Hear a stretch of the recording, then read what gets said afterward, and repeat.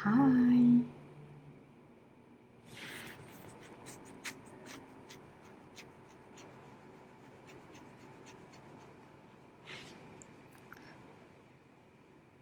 Assalamualaikum.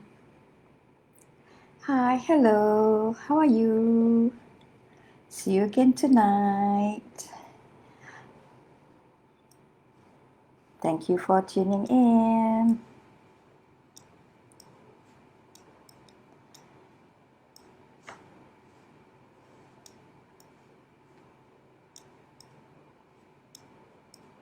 Okay, I know this is Saturday night, but I'm committed. I'm committed to do my best to share about the basic psychology of life that you all want to know, and I commit to do it every night. And tonight will be the English version for another episode 3 of the Big Life Psychology, and it's about how not to lose it when you are suffering, how to stay strong when you are suffering. Okay, so I guess I'll just start. You're always welcome to come in and join me here. Doesn't matter what time you're free, it's okay. I'm all right. Okay, so are you now hurting? Hurt by deep pain? Pain by losses of loved ones? Pain by losses of job? You know, it's COVID-19. So many people got retrenched. Pain by loss of money, loss of source of income. If so, this sharing is dedicated for you. I feel for you. Hi, thank you for tuning in. I am Maya, and in this Live Big Psychology of Be Life series, I love to share the psychology of making life big and meaningful in the language simple possible that anyone without psychology background can relate to. So before I start, one of my hobbies is to listen to people who are successful, especially millionaires, sharing about how they started. And most of these people who are now millionaires, billionaires, or who are now making so big in their life that they help and reach so many people, their good work have reached large volumes of people all over the world. Most of them, be them as famous as Oprah or as influential as Lisa Nichols, to local talents such as Vishen Lakhiani, Tony Fernandez, Bunda Rosita, the founder of Sendayu Tinggi, all the other founders of the big businesses in Malaysia, they all actually started tough and hard, and many of them started all over again after from the moment they hit rock bottom. You know, rock bottom is the lowest point that you cannot go any lower. It's the worst that you could fall, and you cannot fall any lower. A lot of pain, tremendous pain, undescribably painful. Honestly, even myself went through and thrived on series and series of similar kind of pain before I've arrived this far. And they made this. They made it. These people who are successful now, they made through all this rock bottoms and pain.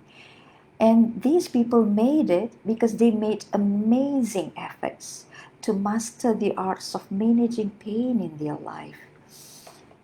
So, and the arts of managing pain has to start with understanding, realizing why.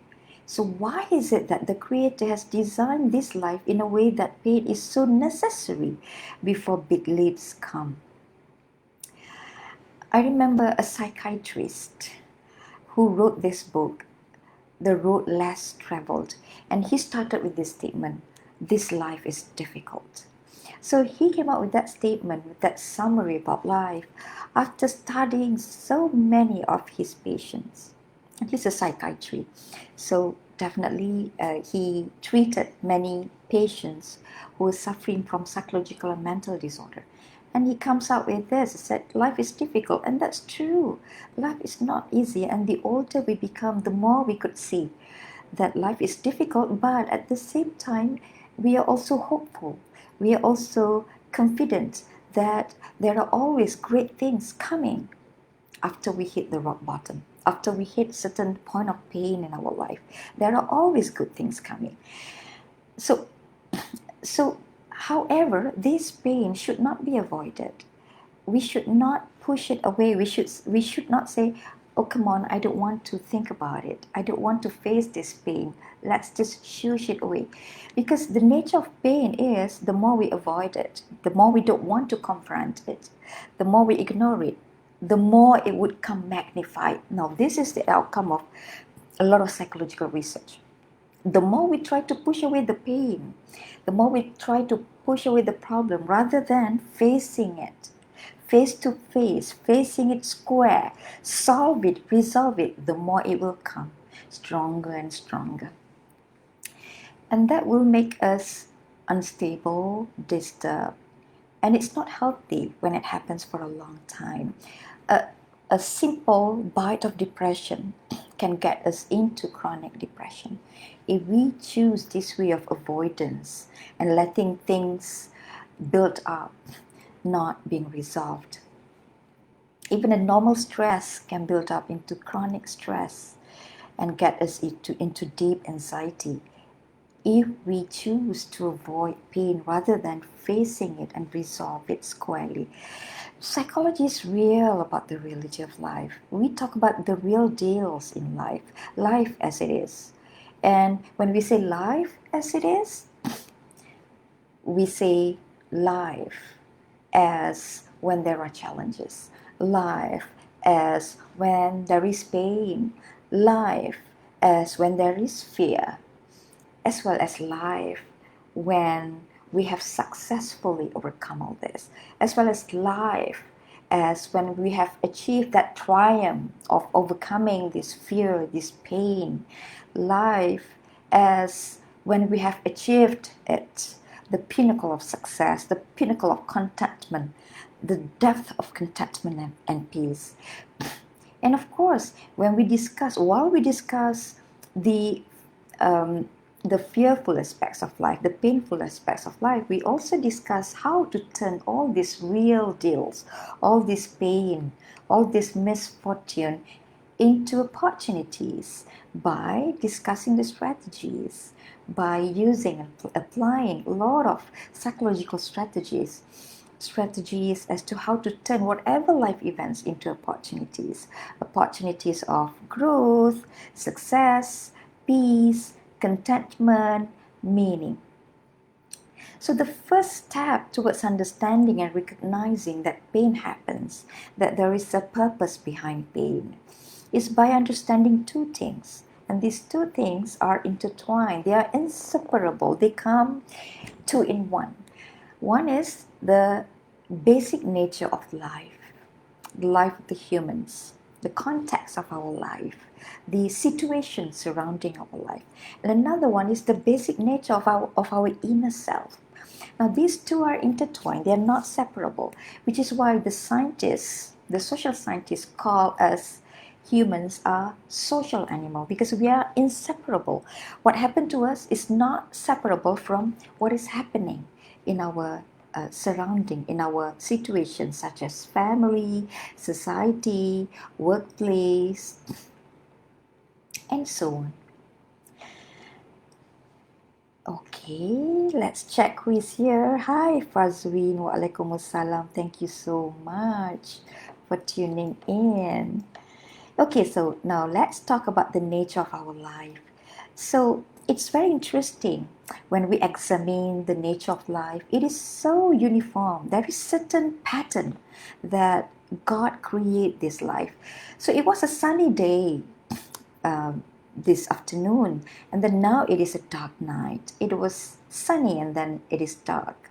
We also feel calm winds and then stormy winds. There are tall trees, there are short trees, there are big trees, there are small trees, colorful flowers, plain white flowers, big animals, small animals, calm sea or wavy big wave sea. And this is called the law of polarity.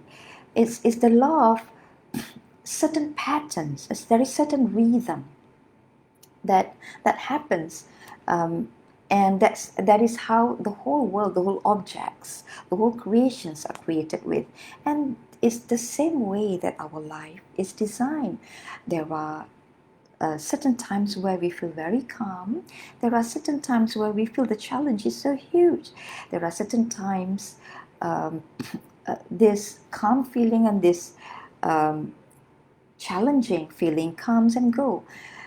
There are times we feel so stressed. There are times we feel so calm. There are times we feel that the challenge is not copable. There are times we feel that, oh, the challenge is so small. Things are smooth and good. So life is never static because we need it both, sunny and darkness, calm and torments, calm and challenge. If we are too calm, then there is no pushing factor to motivate us to achieve what we want to achieve. If we are too stressed and when things get too challenged, then we feel too much pressure that it disturbs our system and our stability. So we need both of it. So when it gets too pressure, we need some calmness. When it's too calm, we need some pressure and some challenge in order to get us move. So life is actually a combination of both. We need both sides of it. Tomorrow night, when we discuss the psychology of the inner being of a human being, we'll discuss how the same side of our personality can be both a fortune and a misfortune. It can be both. So that brings us to the intelligence of adaptation, where using the same side of our personality, say for example extrovert, an extroversion can be good, and also it can also bring some disturbance. It depends on how we use it, and that's another interesting topic to discuss tomorrow. So we need sunny to be able to feel awake, fresh, and dynamic, and we need the darkness to rest and close our eyes and have deep sleep. So basically, why life is designed in such a way which can be calm one day and can be challenging the other day is because we need it both. Just the way we need a sunny day and a dark night. So it's actually as simple as that. It's just that when it gets too challenging, then it's not really easy to maneuver our life peacefully. So now let's talk about the big 5 psychological challenges in our life. Now, these challenges, oftenly called tests in life or crisis, psychologists call it crisis, are platforms for us to train our inner strength for the purpose of growth and resilience. It starts from the day we were born. So the moment we were born, we were already facing a challenge, a psychological crisis. We call it a crisis of trust. So the first thing we learn when we first born is actually learning to trust. To trust who? Learning to trust people around us, especially our mother, who is the first human we come into contact with, and to trust ourselves, to allow ourselves to trust people around us. So the first crisis we all face the day we were born is trust versus mistrust. If this process is not well resolved, then we will end up being an infant with a lot of mistrust. So we cry a lot because we cannot trust. We're not comfortable. We are so fearful of the world around us. So we had to go through fear and pain to learn about trust, because before this, when we were in the womb of our mother, our world was so small. It was so close-knit. It was so comfortable. It was so just nice, and it's warm. And suddenly, here we go. We are suddenly in this world which is so huge and it's so strange, with some other creatures looking at us, and they're all strange faces. And the first pain, the first psychological crisis we had in our life is the one we had when we were first born, which is fear of unknown. So suddenly we are in this whole new world and all strangers around us. We learn to trust the woman who first came and cuddled us and feed us, our mother, our beloved mother, and of course our father. We learn to trust the world is safe because why suddenly there is someone come and cuddle us and kiss us. So that's our first lesson, that wow, this world is safe. We trust the world is safe. We learn to trust ourselves as well as to trust others. So we learned that while we had fever, teething ache, measles when we were an infant, we learn to trust that all will be well because indeed, after all this fever, we all went well. What if crisis that we face in this infancy is not well supported? What if suddenly our parents were not around? What if suddenly we were left in the hand of bullying, abusive maid? Then definitely a child might experience an ability to trust life or anybody around her or him. So that is why it is very important to actually provide a child with the most comfortable environment possible, especially from the day he or she is born to 2 years old, because the biggest crisis here is the crisis to whether or not to trust the environment, whether or not to trust the family, whether or not to trust his or her parents, whether or not to trust people who came into his or her life at that particular moment.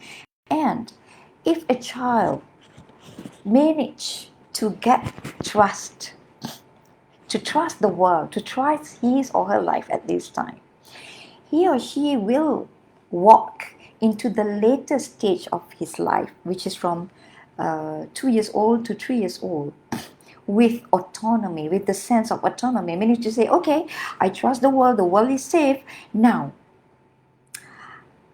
I'm going to get busy. I'm going to explore this world. And I'm going to explore how this world responds to me. So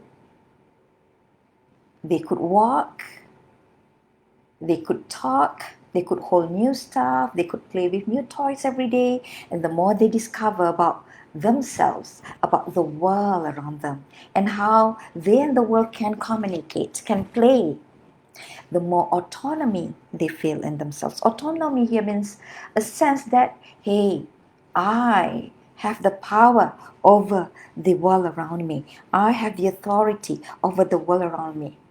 So when I hold this, it doesn't fall because I'm holding it. So that's what we mean by a sense of autonomy, a sense of feeling that we are an able person. A baby feels that, hey, I can move things, I'm holding it, therefore it is here in my hands, it doesn't fall. What if I just intentionally want it to fall? Then it would fall. So that is the sense of autonomy.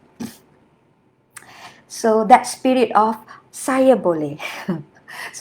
But what if at this stage a child's growth is not supported? Yeah, and for example, if a child was born in a broken families, or not having enough support from the parents are not there, absent parents, then a child might carry the sense of doubt about himself. Or if a child is frequently scolded, frequently condemned, some of us still raise our children with scoldings.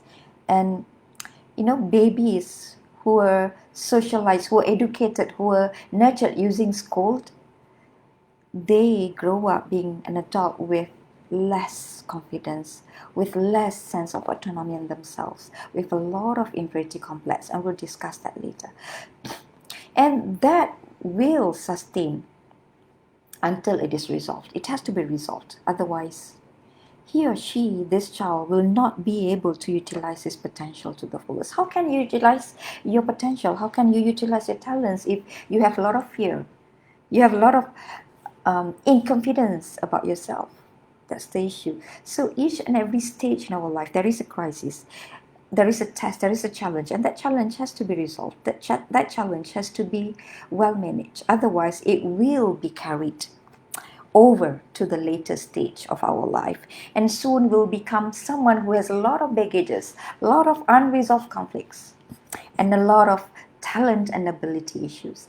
So then, at the age of school years, primary school from 5 to 13, primary school, then a child will face another crisis, which is, so say for example, this child, you know, was nurtured in a very healthy family, who is so supportive, who provides a nurturing environment, and he or she managed to inculcate this sense of autonomy, the sense of saya boleh in himself or herself. So what happened is, next, in the primary school years, this child, because he already has this saya boleh spirit, I can spirit. So what he or she will do is to use that I can spirit to further explore the world outside his body, outside himself, outside his family.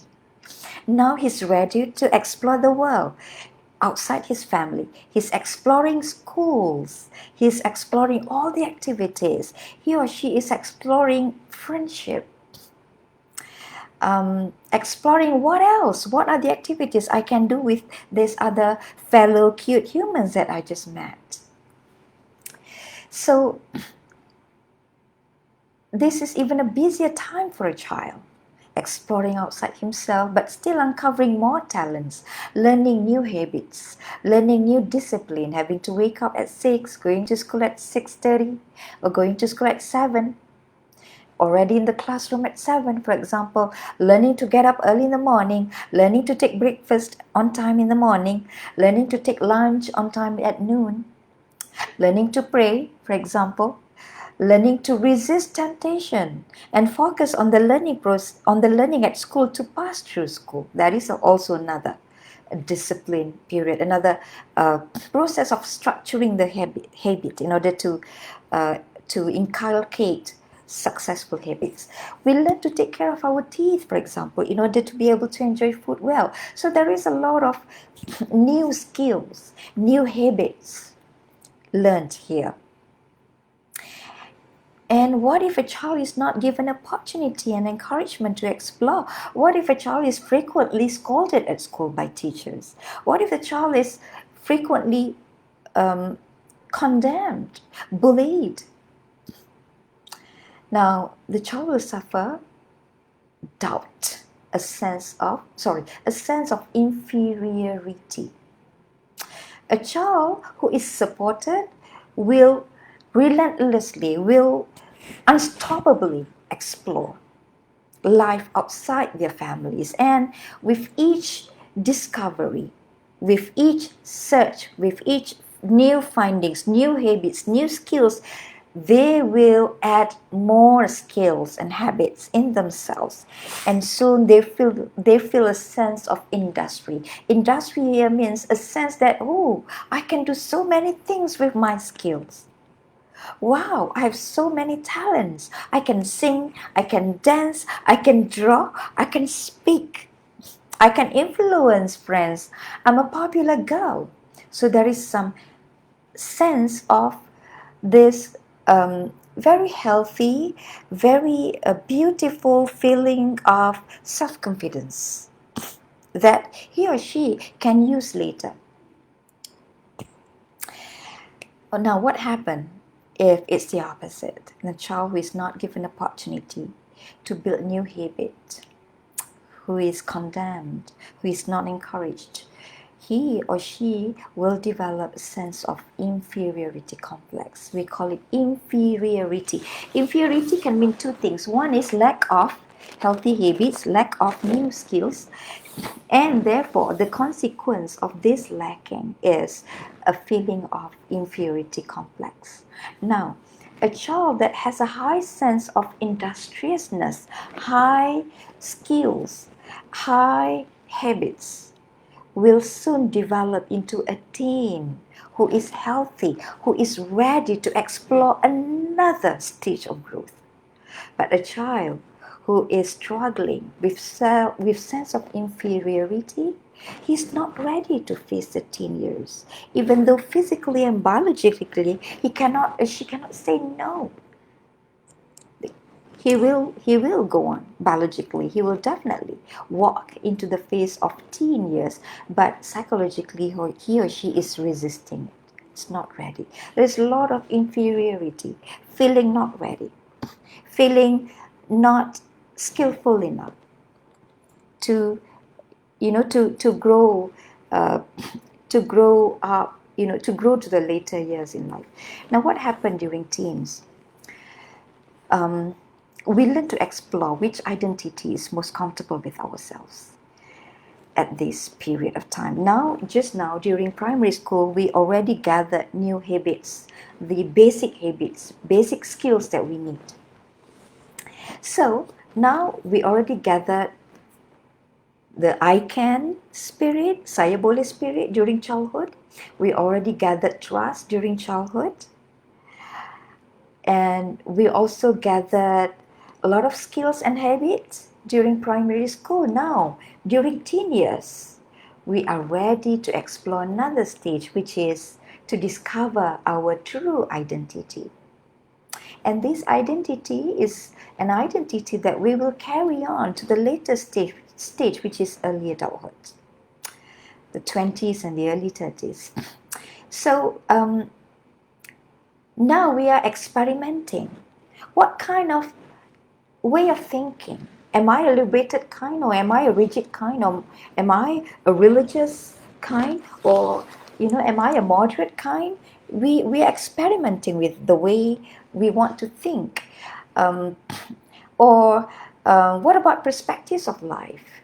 What do I like about life? Do I like the political perspectives? Do I like the religious perspective? Do I like the geographical perspective? Or do I like just to think of more small and detailed stuff? That's all about perspectives about life. How about attitude? What kind of attitude do I like? How about my future ambition? What do I want to become in the future? Do I want to be a scientist, or do I want to be an entrepreneur? Do I want to be a doctor? All this is part of the identity. Personality, the way I speak. How do I speak? What language do I prefer? How do I dress? What about my sense of style? Do I want to go very modest, or do I want to go very elegant, or do I want to go very stylish? That's personality as well. What about religion? How do I want to interpret this religion? Is this the right religion for me? Those are questions that come up. What about my relationship with my parents? How close should I go with them? How close should I trust them? How close should I confide in them? What about my circle of friends? Who do I want to add into my circle of friendship? Communication style.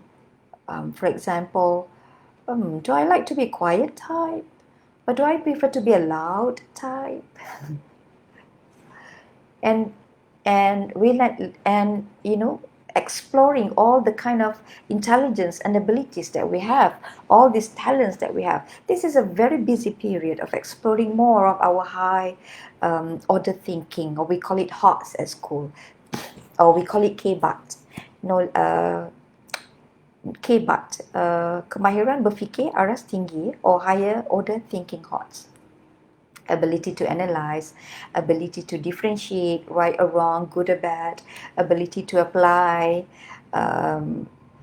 one principles into solving certain problems, ability to create, ability to innovate, ability to introduce new solutions, new problem solving into life. Okay, now apart from that, in our teenage years, we are also busy learning and experimenting with love, relationship with someone who is the opposite gender.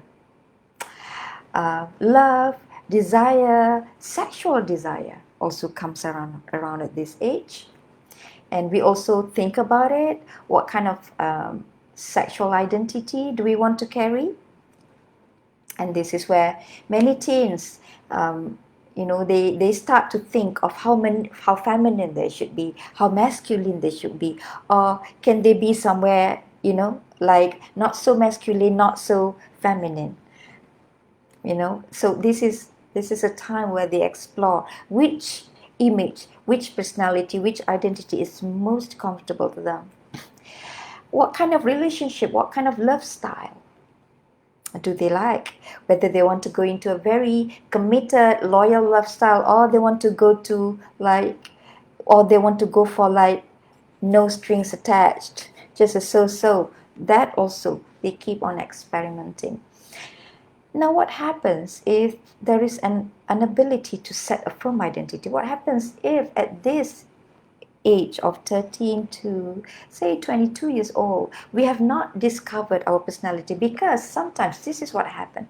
There is a clash between what we like, what we prefer as our identity, to what the society enforce onto us, to what the norms force onto us, especially when we are born, when we are nurtured in a family where our parents are very controlling. So if we have very controlling parents, there is a high likeliness that we will face more identity crisis. Why? Because what we like is not what our parents approve. So when there is a conflict between what we choose and what our parents approve, then we will have to take a long time to negotiate the difference. And that's what happened to me. I was born in a very traditional family in the east coast of the peninsula, Kota Baru, Kelantan. It used to be very traditional back then in 70s and in 80s. And really, my personality, on the other hand, I'm very extrovert, I'm very divergent, I'm very adventurous, I'm very open to so many things. I was an explorer, and I'm still an explorer. And when you are that kind of brave spirit, an explorer, and you were born and nurtured in an environment which is so controlling, which is so full of do's and don'ts, you have crisis. So I had a long time. I took a long time before I actually discovered the true identity that I want, which is what I am now. It took me, I guess, until I was 35. I think I feel I obtained a solid feeling of identity when I was 35 years old. You imagine that, such a long period of searching and experimenting with identity. So people who close to me, they saw how I changed, red hair and then black hair, and then a little bit some a Western image sometimes, and then gradually change into this, gradually change the way I dress. The people who were close, they saw how I experimented, how I basically faced a little bit of challenge to find the identity because of this crisis between what I like due to my personality and the way I think, and what is approved by the norms, approved by the culture around me.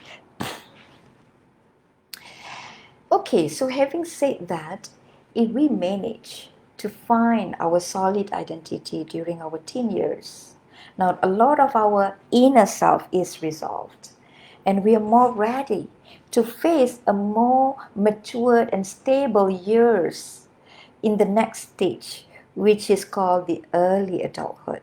This is when we start to be independent financially. We start to build our own life, away from the control and the responsibility of our parents. So there is another crisis that we're going to face here, which is intimacy versus isolation. Now, this is the preamble of an adult's life, and where the life at this stage is all about independence, the life of an independent human. And the test or the challenge or the crisis that comes is, number one, when we say independence, we're talking about building our own independent family, and that starts with our experiments building new relationships. And it's not easy. building new love is easy, falling in love is easy, but sustaining that relationship is challenging, especially the first 5 years. The first 5 years of relationship, the first 5 years of love life, the first 5 years of family life is always very challenging. The psychologists call it the storming period. And divorce happens, separation happens normally in the first 5 years. And we learn to face very painful conflicts here. And this is a stage where from the age of 22 to the age of 39, this is where probably some of us had to face a lot of breakups, probably series of divorces, probably series of wrong relationships that do not work, and they are so painful. There are some of us who are not lucky in terms of relationship. Nothing is wrong with the person. Nothing is wrong with you. It's just that you're not lucky enough. Probably they say you haven't met the one. So we are all tested in many different ways. I had that test when I was younger. And some of us may face challenges in our career. Well, say if you happen to be of certain type of personality, and your work requires you to exercise the opposite type of personality. Say, for example, you are a quiet type who don't like to socialize, who don't like to build new network, and suddenly you work as a public, in public relations, or you work as an entrepreneur, and that's really a hell, because as an entrepreneur, you need to love building networks. You need to love meeting people, whether online or offline, because you need that networking. Networking is a soul in any businesses. So conflicts with bosses, conflict with colleagues, conflicts with neighbors, a lot of conflicts that we all face during this age. Building new career, gather new skill sets to grow in the career, that's a challenge. So you have a challenge at home with your family, you have a challenge in the workplace, and a lot of stress, of course, with all these career dynamics, with all these changes happening in the organization, changes happening in the world. When there are changes happening in the world, now people are talking about VUCA, the vulnerable age of the new millennia, where changes can happen just abruptly. Look at what's happening now, COVID-19. Suddenly everything is going online, and it comes without warning, and that impacts the organization. The changes in the organization disrupts our career stability in a way, our career ambience and environment. We need to change, we need to adapt, and that also in return, it affects our family life, it affects our personal life. And what about challenge in terms of money?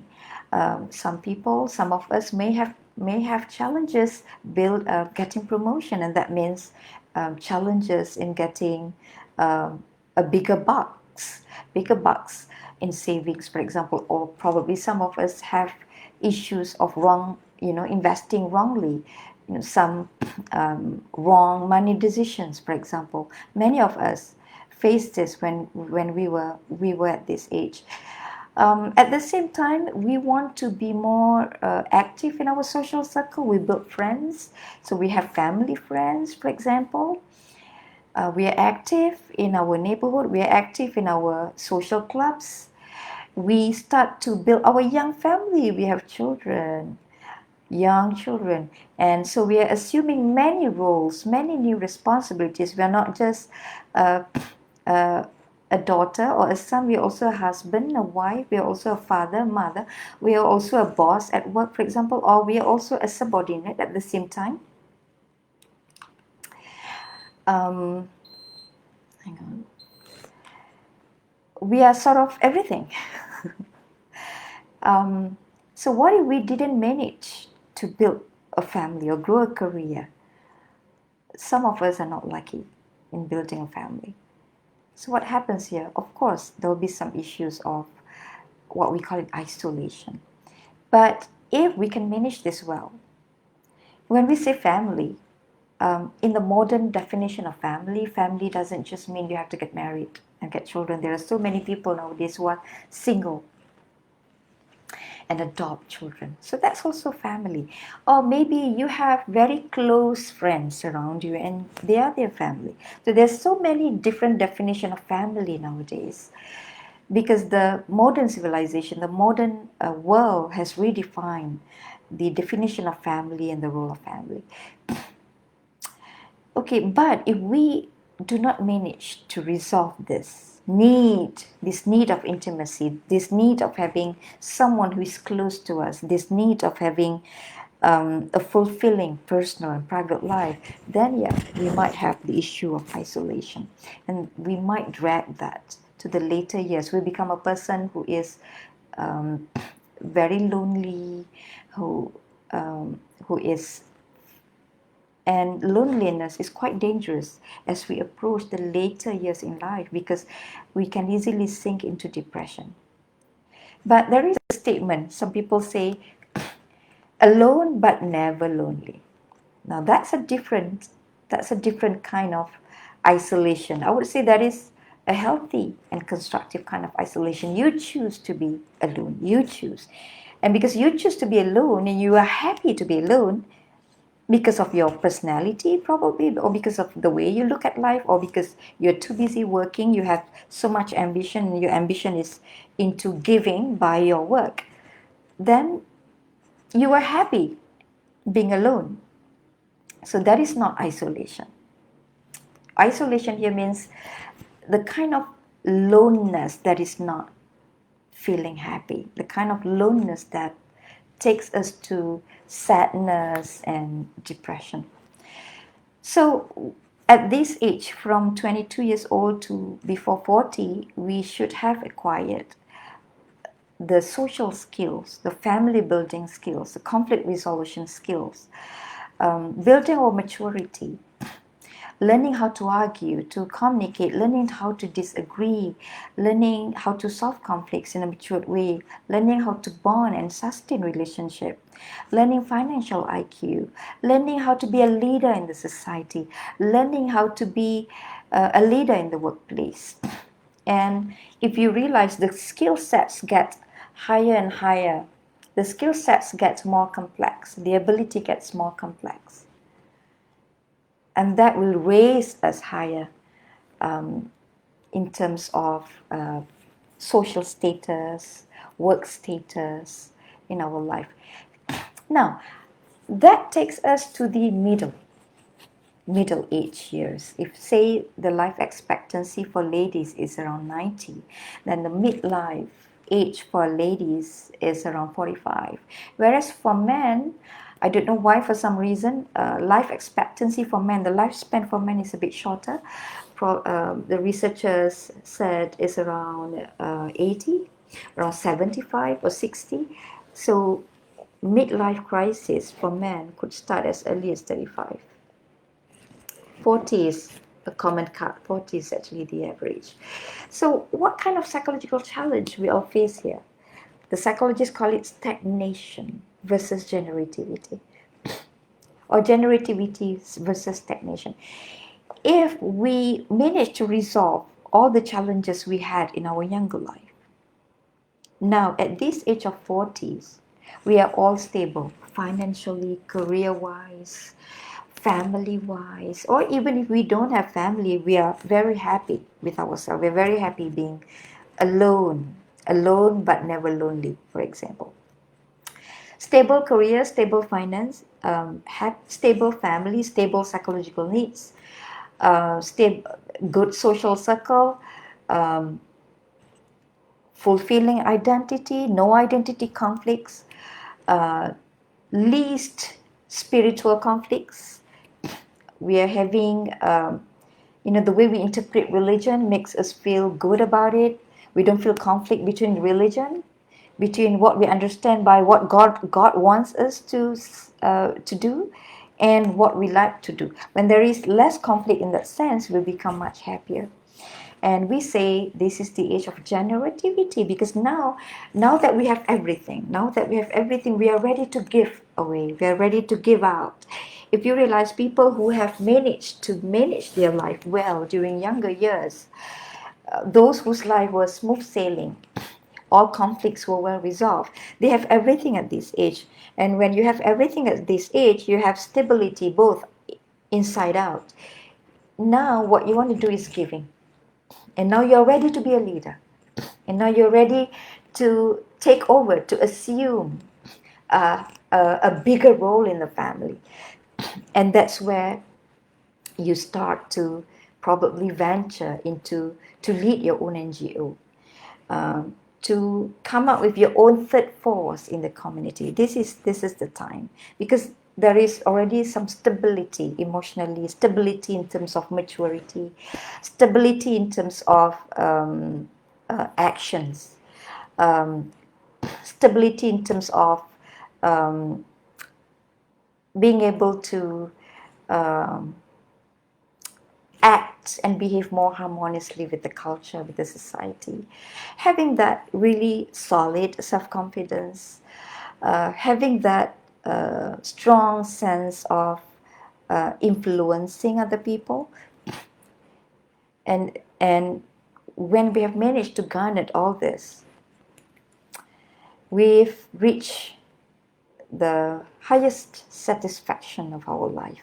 Now, what if what happened is the opposite? What if there are certain aspects that when we look back, when we evaluate, because this is the age at midlife, we evaluate, we look back and evaluate all aspects of our life, and especially the aspects that we feel very meaningful to us. If we are a very spiritual person, then there's more likely that we are putting more weight into spiritual issues. And when there is a conflict in the spiritual issues between what we feel our religion wants and what we actually do, then there is a huge crisis there, and we are going to do what it takes in order to bridge that conflict and that crisis.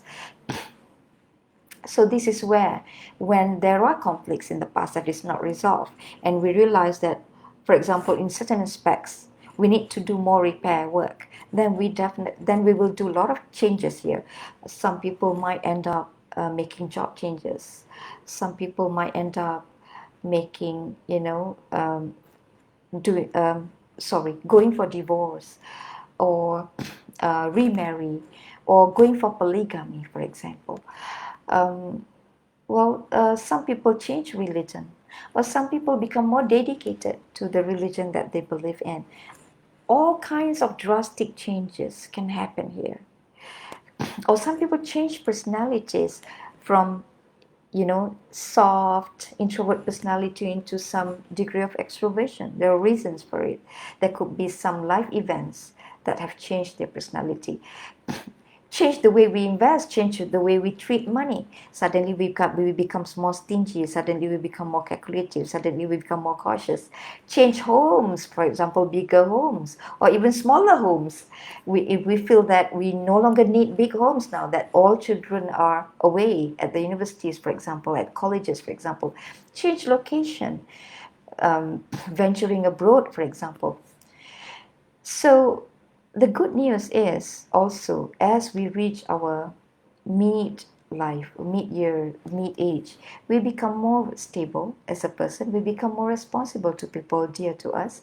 In terms of career, we become more serious, we become leaders in the society. And in fact, this is an interesting research. Researchers have found that employees aged 40 showed least discipline problems. So normally when we were these discipline problems, it happened among the young ones. But when we reach 40s, according to the industrial psychology research, we call it IO research, less disciplinary problems happen or committed by people who are 40 years and above. Why? Because at 40s, we normally have reached that sense of meaning in our life. And normally we don't want to waste time anymore. We want to, achieve so much, because we don't have much years left. If we are 40s, we only have probably another 30 years left before our energy, before we have all this physical decline, energy decline, long-term memory decline. So we don't want that to happen. Before that happens, we say, okay, Now this is the time. Now we are no longer walking, we are now running, we are now making huge jump, huge leap in order to achieve what we want to achieve. Suddenly we realize more of the sense, suddenly we realize more of life purpose that we didn't think much before. Now we keep talking about life purpose. Now we keep talking about the big why. Now suddenly our vision is beyond our family. Suddenly our vision is to do good to the society, which is a larger scope. Now we want the impact of our good to reach a bigger circle, a bigger scope beyond our family, beyond our neighborhood. Um, at the same time, there is fear. There is fear that we are approaching late life. And because of that, we make amends. We change identity to what we think would grant God's blessings. And that happens to many people, including myself, yours truly. So, what happened to those who feel that life is a failure? Now, if we do not manage to resolve our midlife crisis, if we do not manage to resolve our issues of religion, our issues of belief system, our issues of finance, our issues of work conflict, career conflict, then we might face a crisis called stagnation. Stagnation is a stage where you feel there is a glass ceiling above you. You're not moving anywhere. You look back and you think, oh my God, I've been earning 8,000 ringgit since those days. Why? I was earning 8,000 ringgit at the age of 35 and now I'm still earning 8,000 ringgit a month, for example. So you feel that your life is not heading anywhere. That is called stagnation. When things are just stiff and stuck up, or we call it stuck up. And this is where many people go and see the therapist, the psychotherapist, and we have a technique. We call it, well, I would say coaching technique, where we can actually help you to manage your stagnation issues during the midlife years.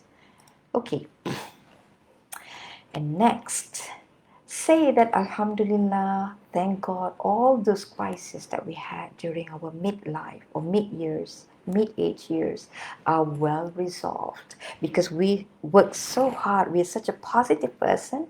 We worked so hard resolving it. What happened is we will reach this highest satisfaction at the end of life.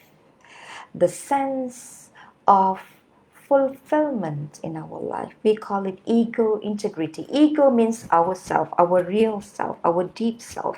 Integrity means integrated, our whole body, our whole psyche, our whole spiritual identity, our whole emotional identity, psychological identity, mental identity, they're all merged into one. There is no crisis, there is no conflict. We feel so good about ourselves. Like, oh, I've done what I should have done. We look back at our life feeling, Alhamdulillah, thank God, I've done all those that I've, I wanted to do. No regrets. Life at no regrets. That is what we call ego integrity.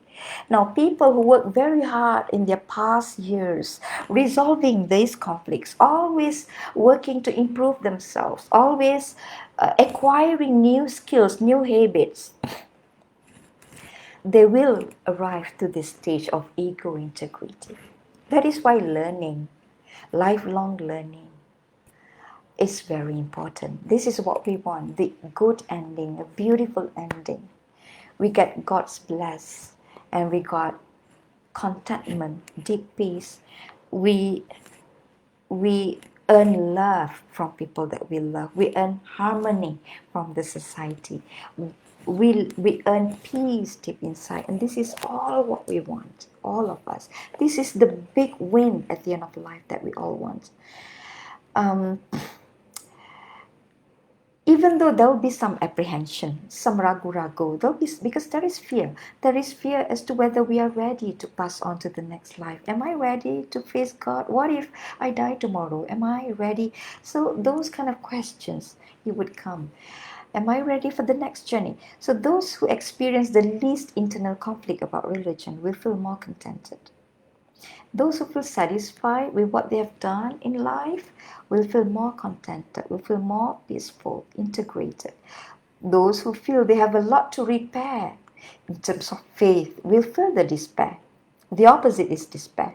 If, say, for example, there are a lot of issues left not resolved. Why? Because in our younger years, we didn't care about resolving it. Rather, we ran away from it. Now, this is the consequence. The conflict of despair. Despair means sadness. Living life alone, having dissonance or internal conflicts in ourselves about religion, having children that we feel don't care about us, family chaos, unsuccessful children, or children who do not make us happy, then definitely there will be some despair. Decline of health at this age will also add to the discomfort, and character change, personality change can also happen. But if we have the ego integrity, all this fear of dying, all this decline of physical health, it will be balanced by our sense of fulfilling. That is the outcome of our feeling of integratedness. When we feel so wholesome, all these other challenges like health issues, fear of death issues, it will be less. But if those issues are not resolved, if we have a lot of conflicts inside us, our ego is not integrated. We have a lot of conflicts, spirituality conflicts, personality conflicts, conflicts with family, conflict with this, conflict with that, unstable finance, for example, poor life, for example, not being able to have needs of life met, then definitely all these health issues, all this fear of death, it will add onto our torments, it will add onto our pressure, and that can change our personality. To be, there is a term, they call it old bitter man or old bitter woman. So we don't want, this is basically despair. Old bitter woman, old bitter man, that is basically, we're talking about despair at this age. Snappy, anger, sad, end of life. So this is what we all want to avoid.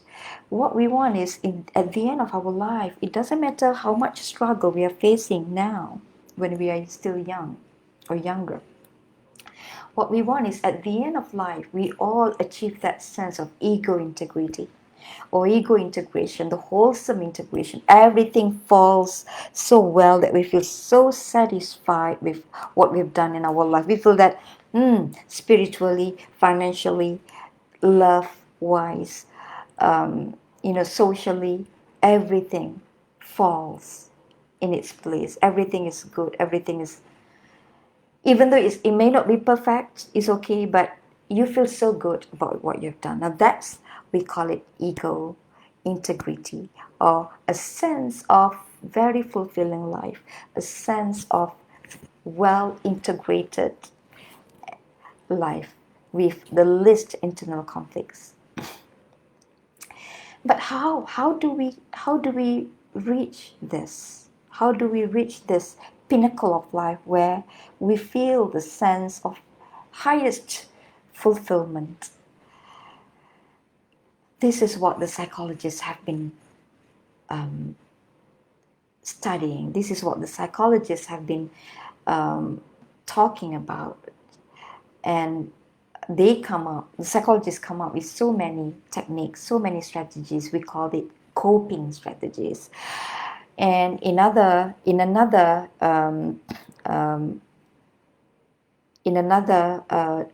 different strategy, we also call it psychotherapy, or we also call it coaching. So we also call it this techniques, that techniques. All this is actually meant to help us all, human beings, cope with all these adversities, with all these crises, with all these tests and challenges. And I will discuss some of these techniques and strategies in the workshops. So we're going to have courses, we're going to have online courses, we could have webinars, we could have um, online courses, in-demand courses that you could access and learn at your own time, with a little price which is affordable to you. That kind of courses I will offer to discuss and to teach a specific technique, a specific strategy, and it's very hands-on. So I'm designing a series of courses that I hope will be affordable for the public.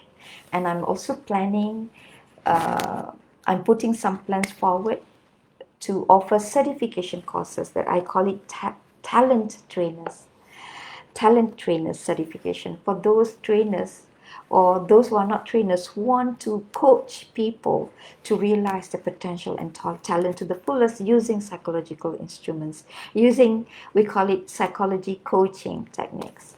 And that can be done, that can be learned by anyone. You don't need a psychology background to do that, because it is much simpler techniques. It's a much simpler, it doesn't really involve high or complex psychological foundation knowledge or foundation skills. Okay, guys, oh my God, it's 1 hour. What have I been babbling alone, I guess.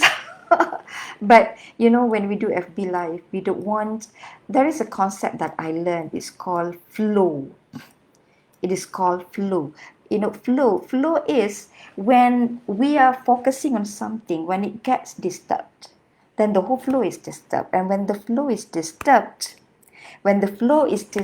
we lose our attention and our focus, and it's quite difficult to get that focus back. So that is why, even though when I'm doing FB Live, I like to maintain that flow, and that's why I choose to respond, I choose to communicate, to interact with friends who are commenting on the wall only at the end of the session.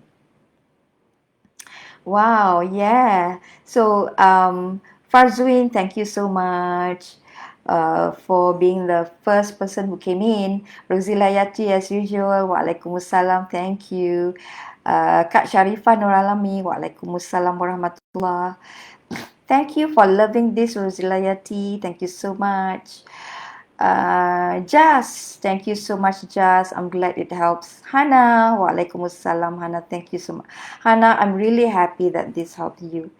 I really hope that I could help more. Shamimi, thank you so much. Shamimi, beautiful, yeah? Yeah. You know, words is actually very powerful. Words, very powerful. We can do a lot of huge impacts on other people's life by using beautiful words, and I love to play with beautiful words. I love Semasa Station Marcha, Rosila said. Yeah, we all love teenage years. If possible, we all want to go back there, right? Nas, thank you, Nas. Nas, I'm so sorry I didn't get to answer your message in the inbox about your interview. How has it gone? Your interview, Nas, I hope your interview has gone well. Probably one of these days we can talk over the phone about some career tips. Nas, thank you so much for your message. HR competency, I think you should tell me your real name now. I know you are one of my alumni, you are one of our alumni. You used to be my student, but you still, I still don't get your real name. Thank you so much for always watching. Aziri, thank you so much, Aziri. Sharifah Noriza, thank you so much, Sharifah. So, any more, opinions, any more comments, anything else that you want to ask, you can always write there at the comment section, even after the FB Live, and I can always answer. I can always write down the answer. Okay, so I guess it's 10 p.m. We have a long day today, even though it's a Saturday night. So, yeah, so see you again tomorrow. So tomorrow we'll talk a bit lengthy in Bahasa Malaysia about the conflict in ourselves. And that's very important. Why we all face conflict inside us? Why we have the issues of integrity? Why we have the issues of personal conflict? there is something happening inside us, and that is well explained by psychologists as old as Sigmund Freud. Maria, thank you so much, Maria. So, if we understand the nature of our internal conflict, how it happens, it's very easy to control ourselves. And that's what I look forward to share tomorrow. So tomorrow it will be about around probably 5:30. We'll try 5:30. Just you. Tomorrow is a very important topic, a very interesting topic, because if we understand the psychology of the conflicts inside us, how there is a war inside us, the psychology of that war. We have so many different people in ourselves, and that is well explained by even Sigmund Freud. Sigmund Freud is the oldest psychologist ever. And this perspective that he brought in is still valid until now. That's why we have a father who rapes his daughter. That's why we have a mother who abuses her children. That's why we have bosses who bully his staff. Because we have these issues, conflicts inside us that we don't manage to manage. We don't manage to control because many of us do not understand the nature of this conflict. And that is why I choose to share all this, because not many psychologists would love to share this in public, because it's not an easy thing to understand. And I managed to share this only at this age of 49, because it takes a lot of maturity to explain a very complex nature of human being, the war that we have inside us, in a very simple language. Yes, the battlefield with our inner side. It's not easy to explain in a very simple language, and I could only do that now at this age of 49. I guess after so many years, I wouldn't be able to do this when I was younger, because it's not an easy thing to explain, especially in English. It will be easier in Bahasa, but even then, it's not really easy. But it's something that is so interesting to know.